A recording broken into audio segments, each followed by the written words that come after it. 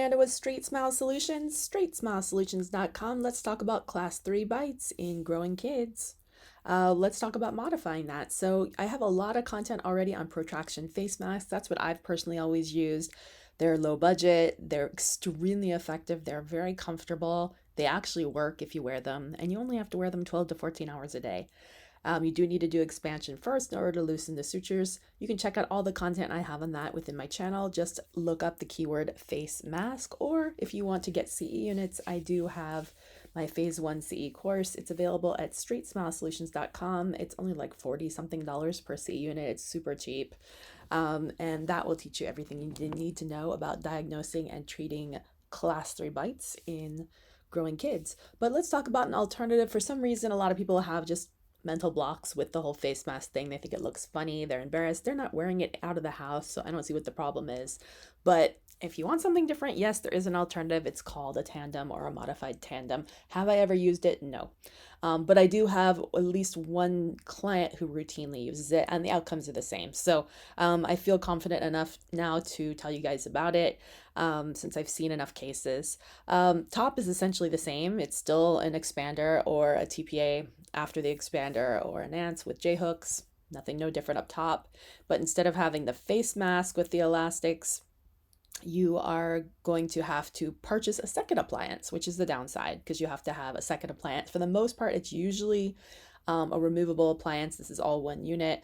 It's kind of like almost like a Schwartz, and there's no screw, but almost like a GELB, GELB, with a soldered face bow that's on the one appointment, so it just clicks in. So you can't do this if you're in like late mixed dentition where you're losing teeth because you need retention.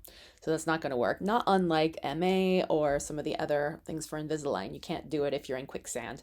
So you have to either do it in the early mixed dentition where everything's stable and you're got your baby, C's, D's, and E's, or you have to wait until those permanent teeth have come in. Of course, by then, if this is a girl, this may not work. Remember, you can only do this if the patient is still growing, otherwise it's not going to work.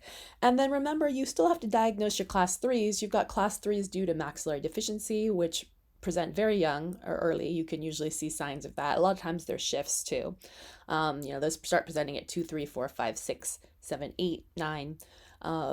And they're usually not going to get worse, but you have class 3s due to mandibular prognathism. That's usually not going to present until the growth spurt, 10, 11, 12, 13, 14, 15, or you can have a combination of both. That really stinks. So it might start bad and it might get worse if they do have the genetic element. There's nothing you could do to stop the growth. You can't do it. I mean, some people say wear a chin cup. Really, that doesn't work.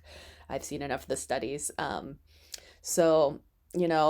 the class 3 can present in boys until 18 to 20. So you may have fixed it and it might just outgrow itself if they have that genetic tendency. So make sure that you diagnose it properly and you let the parents know that if there's an element of the mandibular class 3 that may or may not present, that it might get worse and you might outgrow the correction that you've done, even if you've fixed it in the interim. So start early, start often, and make sure you're doing phase 1, of course. And class 3 isn't something you should be afraid of. It's actually very treatable and has amazing outcomes. All right, talk to you more soon.